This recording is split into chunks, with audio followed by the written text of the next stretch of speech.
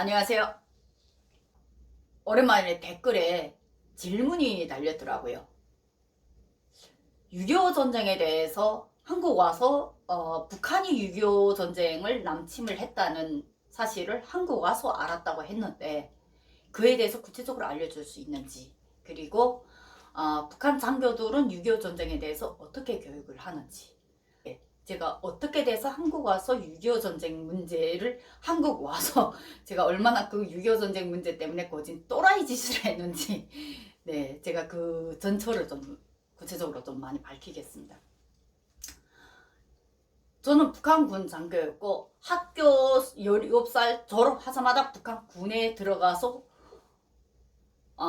북한 체제에 대한 당과 충성, 당과 수령을 위해서 목숨도 초기와 같이 바치는 총과 폭탄이 되자라는 구호를 외쳤던 북한군 장교 출신입니다. 모든 북한군 출신이라고 해서 뭐 탈북자 중에 가끔씩 같은 탈북자 분들도 저보고 말합니다. 특이한 또라이 꼴통이라고. 예, 근데 그러한 저의 바탕이 있습니다. 제가 낳아준 부모는 모르지만 언젠가는 제 방송에서 제 인생 경력 좀 복잡하고 꼬일 대로 꼬인 제 인생 스토리 들려드리겠지만, 오늘은 이슈를 위해서 짧게 말씀드린다면, 낳아준 부모 모르고, 그리고 저를 15살까지 키워주신 부모님들이 저희가 태어난 지 3일 만에 입양했던 부모님들입니다. 근데 이 부모님들이 다 당일꾼이십니다. 그래서 설날에 부모님한테 먼저 인사하기 전에 집안에 김일성, 김정일이 초상화 앞에서 먼저 세배 큰절을 올리는 것이 저희 집안의 가풍이었습니다. 당과 수령에 대한 어떠한 반역적인 발언도 금지된 것이 바로 저희 집안이었고, 그러한 15살까지 그 집안 교육을 받으면서 자랐는데, 저희 온 집안이 당원 가족이었습니다. 근데 나중에 부모님 돌아가신 다음에 다시 또 강제 입양이란 걸 됩니다. 이 꼬인 문제, 제가 언젠가는 제 인생 스토리 또 말씀드릴게요. 북한에서의 입양을, 그래서 탈북민 중에 거의 저 같은 경력이 없는데, 제가 낳아준 부모 모르고 입양이 2번 된 사람입니다. 그래서 또 다시 강제 입양을 된 그 부모님 역시 2분 다 당원이셨고, 하나는 군 간부셨습니다. 그래서 제가 탈북할 때 저희 양아버지는 구군단 김책사단 정치인이었습니다. 복잡한 사연이 많이 꼬였어요. 그러나 제 이런 잘한 경력이 결국은 제가 군대 나가서 당과 수령에 대한 충성심을 맹세하는 가장 근본적인 바탕이었던 건 사실이었습니다. 그리고 그러한 바탕으로 해서 제가 바로 군 사복무 10년이라는 기간을 거진, 정확히 군복을 입은 군사복무만 7년이고, 그 다음에 제대돼서 한개 여단 무기 탄약고를 관리하는 보위대장 직책, 결국 한개 여단 무기 탄약고를 관리하는 군의 종사자가 되었습니다. 그것까지 해서 10년 동안 군에 종사했던 겁니다. 10년이란 군 종사 기간을 마치고 다시 제대돼서 또 당원 부부가 됐습니다. 저희 전 북한 남편도 당원이었어요. 그래서 두 부부가 당원, 정말 당원 가족으로 저는 평생을 그렇게 북한에 있는 동안은 그렇게 자랐습니다. 그러다 보니까 이 세뇌 정신이 상당히 좀 꼴통 수준이죠. 그러다 보니까 북한 안에서 6.25 전쟁에 대한 교육은 북한 장교 때 배우는 게 아닙니다. 태어나서부터, 어려서부터 6.25 전쟁은 미지 침략자들과 남조선 괴뢰도당이 평화로운 우리의 조국 영토를 노리고 북한 주민들을 살인한 끔찍한 역사의 전쟁이었다. 이렇게 저희는 배웠습니다.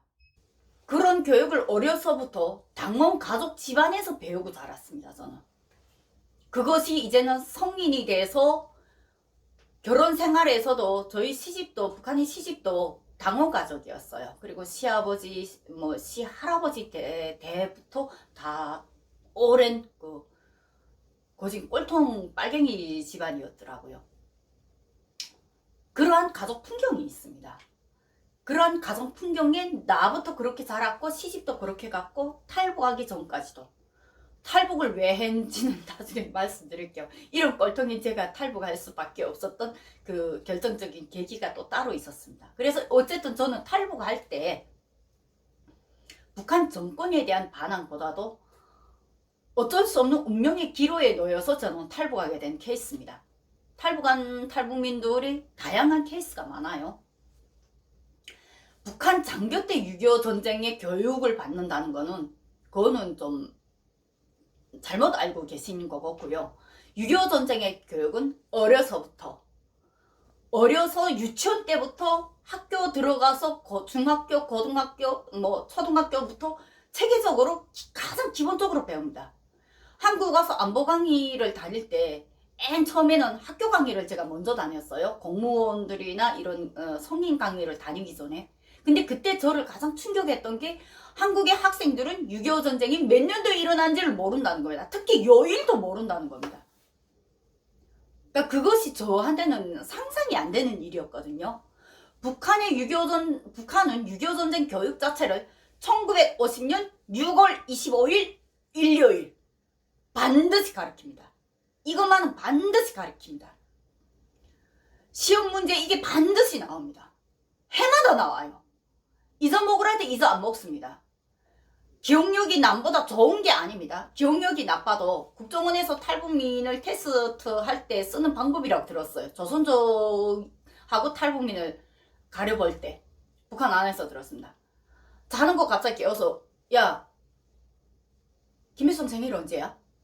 하고 물어보면 대답을 못한 사람이 바로 조선족입니다. 탈북민이면 자동으로 대답합니다. 1912년 4월 15일. 아 근데 자다가 그걸 왜 물어요? 이렇게 다시 잡니다. 진짜 탈북민은 바로 그거예요. 1912년 4월 15일 김일성, 1942년 2월 16일 김정일. 그 집안 가게도 자다가 깨어나 물어봐도 대답하는 것이 바로 북한 사람입니다. 이런 교육의 바탕이 바로 6.25 전쟁에 대한 북한 주민들과 학생들에 대한 교육이지, 북한 장교 때 6.25 전쟁에 대해서 어떻게 교육했습니까? 그때 교육받는 건 그건 북한 땅에서 죽어야 돼요. 막말해서. 왜? 사상교육이 덜 됐으니까. 그거는 정치사상적으로 무장이 안 된 사람이니까. 그렇게 분리가 되는 겁니다. 그러니 제가 6.25 전쟁에 대해서 6.25 전쟁이 북한이 남침했다는 사실을 한국 가서 아는 건 너무 당연한 거 아닐까요? 그런 꼴통이 제가 중국을 탁 넘어갈 때 북한 부록구가 이미 중국 부록구에게 저에 대해서 뭐라고 넘기냐면, 얘 앞에서 김정일 흉 함부로 보지 마라. 얘 당원이고 군 장교 출신이야. 그러니까 앞에서 함부로 흉 보지 마. 이러고 넘겼어요.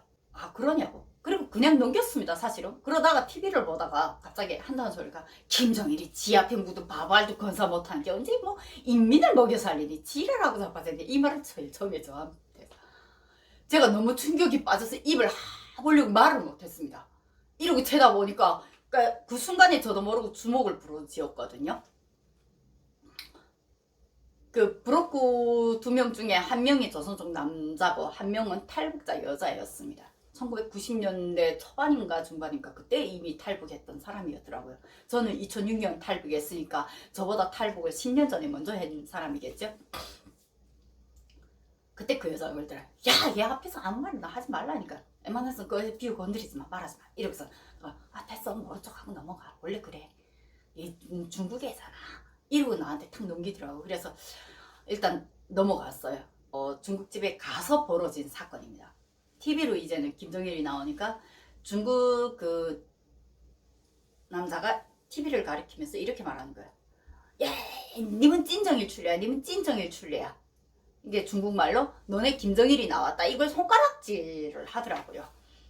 거기에 제가 혈압이 올라가지고 순간에 방 안에 있던 빗자루를 들고서 야, 이 머리를 한테 딱 때렸습니다. 야, 이 새끼야. 김정일 장군님이라고 불러라. 분홍수아. 찐정일 짱구. 분홍수. 이렇게. 뻔다 이러면서 저를 놀리는 거예요. 그러니까 그것이 저였습니다. 중국까지 와서. 그런 제가 강제북성이라는 그 두려움 때문에 어쩔 수 없이 제가 한국으로 오게 됐습니다. 하나원 나와서 역사교육 시간에 6.25 전쟁에 대해서 선생님들 교육할 때 제가 그랬습니다. 6.25 전쟁 당신들이 일으킨 거지 않냐고. 우리가 북한을 둥지고 왔다고 해서 왜 진실 아닌 거짓을 우리한테 교육하려고 하냐. 그러니까 그분이 당황하시더라고요. 그때부터 하나원 선생이 저만을 계속 쫓아다녔습니다. 마지막에 제가 하나원 출소할 때까지도 얘기를 합니다. 6.25 전쟁 아직도 한국이 일으켰다고 믿냐고. 당신도 거짓말 하는 거지 않냐고. 말 시키지 말라고. 그분이 저 때문에 당시에 하나원 안에서 신천에서 있었던 탈북민 증언자까지 내세웠어요. 근데 제 생각이 쉽게 안 바뀌었습니다. 그럼 제가 어떻게 안보 강사가 됐을까요? 네, 문제는 그 다음이었습니다. 한국에 맨 처음에 나와서 한국에 대한 고마움은 상당히 컸습니다. 6.25 전쟁에 대한 인식만 빼고 그때 역사는 그것이 진실이었다. 내가 배웠던 게 진실이었다고 믿는 것이 꼴통인 김정아였습니다. 당시에 집에 탁 와서 제가 제일 먼저 컴퓨터를 그때 컴퓨터 설치하는 분을 따라다니면서 배우면서 중고 컴퓨터를 집에 처음 놓고 검색을 하기 시작했습니다. 왜 저 사람들이 계속 6.25 전쟁을 북한이 일으켰다고 말할까? 내가 30년을 배운 내가 배운 교육이 잘못되지 않았다고 저는 믿고 싶었습니다. 제일 먼저 앉아서 6.25에 대해서 검색을 하기 시작했습니다. 어디 이 PC방을 다닐 줄 몰랐어요. 그리고 하나원 나와서는 계속 하나센터 교육만 다니다니까 컴퓨터를 하나원에서 짧게 배웠던 그 컴퓨터를 너무 하고 싶었습니다. 그래서 제일 먼저 나한테 궁금증이 한국 땅에 들어서는 순간 6.25 전쟁에 대한 의문이었습니다. 군인 출신이기 때문에 누구보다도 더 그에 대한 좀 강한 반발심이 났던 것 같아요. 검색을 하면서 한국의 자료를 많이 보면서 의문이 되기 시작은 했습니다. 사실은. 근데 그에 대한 명확한 증거, 이 사람들은 저한테 그때 당시 가장 혼란스러웠던 게 뭐냐면 북한하고 한국은 어찌 보면 당사자입니다. 당사자끼리 싸웠다는 문제점입니다. 그렇기 때문에 당사자끼리는 저조마다 자기 잘못이 없다고 우기지 쟤네가 잘못했다고 말하지 당연히 내가 먼저 잘못했다고 말 안 하는 건 너무나도 당연하잖아요. 그래서 저는 혼란스러웠습니다. 과연 이 사람들의 얘기를 내가 어디까지 믿어야 될지. 그러는 과정에 제가 발견한 기사가 당시에 기사가 있는데 그 기사가 지금은 삭제돼서 없습니다. 2010년 1월인가 중국의 언론사였습니다. 6.25 전쟁은 북한이 일으킨 침략 전쟁이다 라는 논설을 내놨습니다. 그것이 저를 충격 주었어요.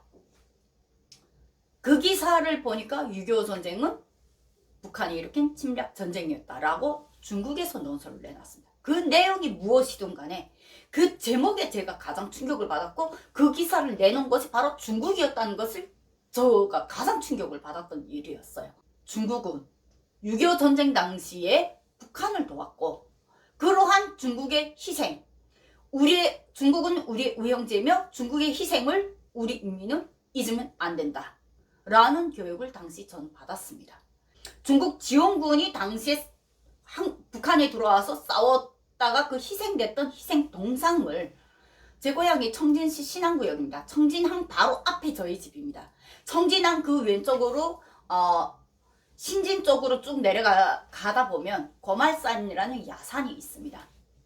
그 야산 등성에 보면 소련 군인 동상하고 중국 군인 동상이 있습니다.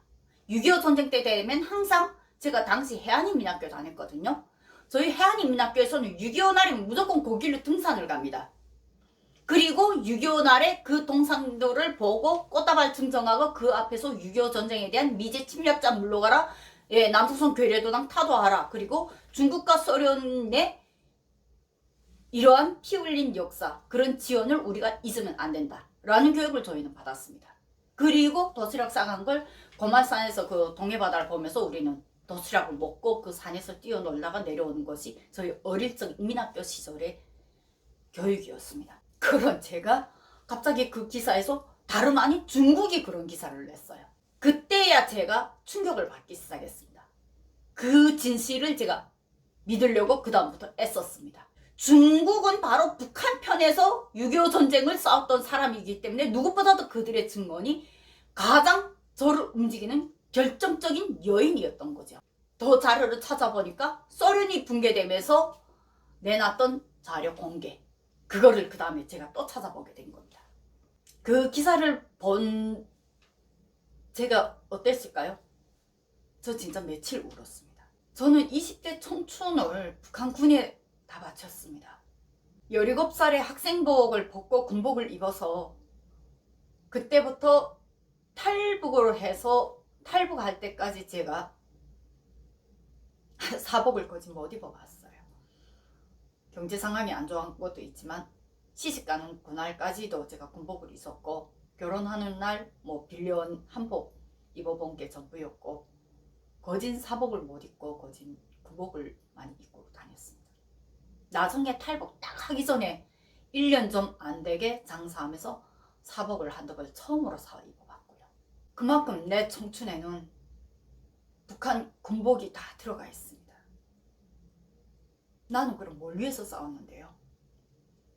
난 뭘 위해서 북한군에 군사복무를 했고, 내가 배운 30년 교육은 다 뭐였는데요? 그에 대한 허무함, 억울함, 분노, 정말로 그때 울면서 제가 그랬습니다. 북한 당국에 내 청춘 돌려달라고. 무보수로 부려먹은 당신들이 나를 부려먹은 내 청춘 값 내놓으라고. 저는 그걸 요구하고 싶었습니다.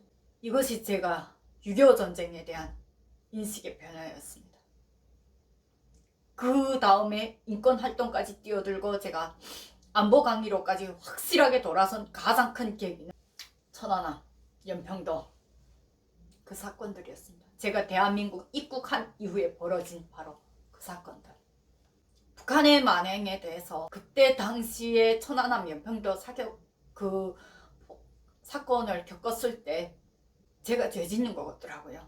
한국 분들 보는 게 나한테 다 돌 던질 것만 같았고, 그게 솔직히 개인적으로는 제일 힘든 시기였던 것 같아요. 그 다음부터 제가 안보 강의라는 걸, 내가 가야 할 길은 안보 강의였구나. 나는 안보에 관련돼서만 많은 걸 해야겠구나. 그리고 우리 탈북민의 인권, 이러한 인권 문제, 안보 문제가 탈북민으로서 내가 가야 될 길이었고 내가 해야 될 사명이었구나 라는 걸 다시 알고, 제가 결혼 이후에 출산 후에 제가 방향 전환을 하기 시작해서 2013년부터 안보 강의 활동하고 방송 활동을 제가 시작하게 된 가장 결정적인 동기였습니다. 그 동기의 바탕에는 6.25 전쟁에 대한 저의 인식의 변화의 과정, 그리고 연평동 포격과 천안함 사건, 이러한 문제들이 바탕에 깔려 있었기 때문입니다. 오늘 방송 여기서 마치겠습니다. 감사합니다.